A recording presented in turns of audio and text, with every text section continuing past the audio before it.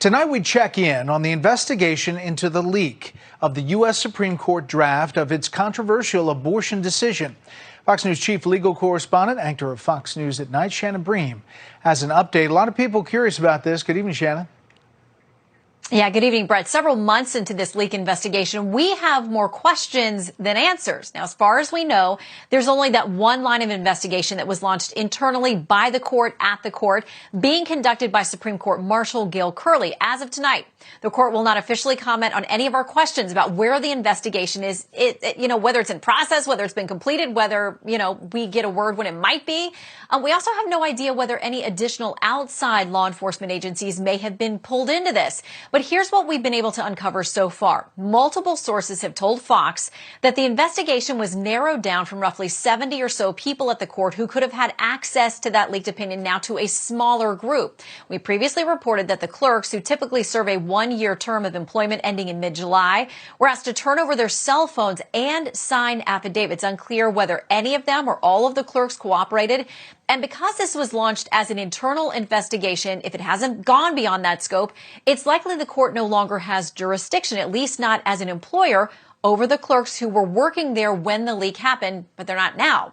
We also learned that the marshal asked several permanent court staff who may have had access to the leaked opinion to turn over their cell phones and electronic devices as well. Now, remember what Chief Justice John Roberts said back in May after the leak when he announced the internal probe, quote, "To the extent this betrayal of confidences of the court was intended to undermine the integrity of our operations, it will not succeed.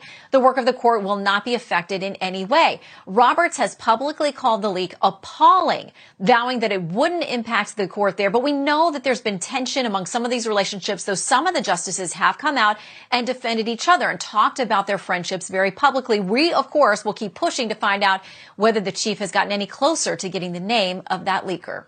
Hey guys, this is Matt in Exile, and first thing I want to say is I think them not knowing who the leaker is complete bullshit, and I'll tell you why. First thing, the Supreme Court only has a certain amount of people per year that work there due to every year they change clerks. So they have about 70 people altogether to work there. That's a very small group. And you're telling me you haven't came to the conclusion who did it in 2.5 months after you got their cell phones and their also computers and so on and so forth? Of course they know who did it. But I think that when they found out who did it, I think they decided to keep it quiet, and they're not going to release who actually did this. I think more likely it's one of the judges, or it could be an aide or one of the clerks that has a prominent name, someone that's part of a prominent family that is protecting them. I think that's the one that's more likely than the judge, but I want you to give me your opinion. Do you think I'm on to something? Because I think these people know exactly who did this, and they're keeping it quiet for a reason. I want you to comment down at the bottom. Let me know what you think. Don't forget, hit like and subscribe. It helps the channel grow.